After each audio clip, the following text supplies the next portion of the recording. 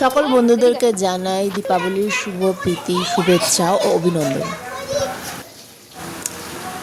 আজকে 14 তো আজকে আমাদের বাড়িতে 14 প্রদীপ দেওয়ার নিয়ম। তো দুয়ারের দুধারে প্রদীপ দেওয়া হচ্ছে, তারপর কলপাড়ে দিলাম, বাড়ির চার কোনায় দিলাম।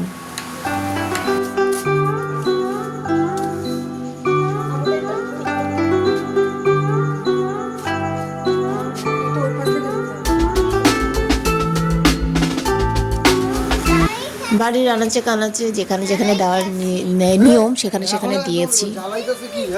এই যে দেখতে পাচ্ছ গলির ভিতর দিকে সেখানে গিয়ে দেওয়া হয়েছিল।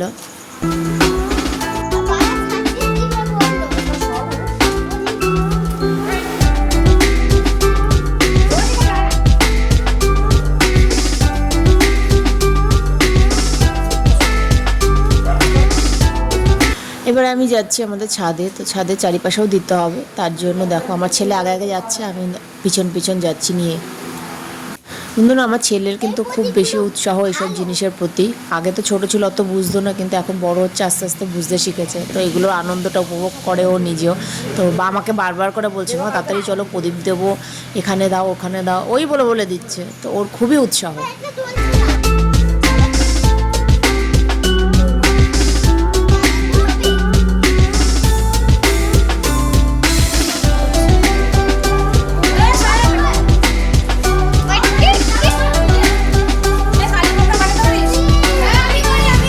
এবারে দেখাবো আরও একটা ভালো নতুন জিনিস ওর জীবনে, ওর ঢাক বাজানোর অভিজ্ঞতা। প্রথমবার বাজালো, তার জন্য যে কি আনন্দ পেয়েছে ও নিজেও জানে না। আর আমরা তো দেখে আমরাও নিজের আনন্দ উপভোগ করলাম যে ও নিজে থেকেই ঢাকটা বাজাচ্ছে। কীভাবে বাজাতে আসে তা তো জানে না, কিন্তু নিজে বাজাচ্ছে, এইটাই যা।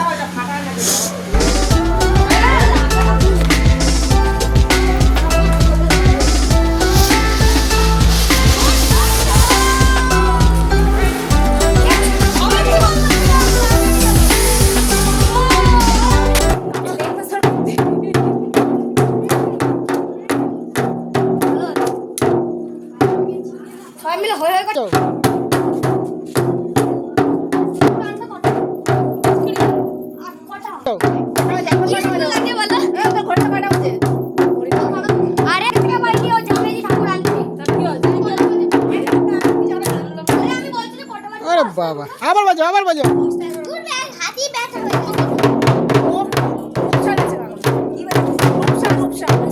কাগজ আনতে গেছে।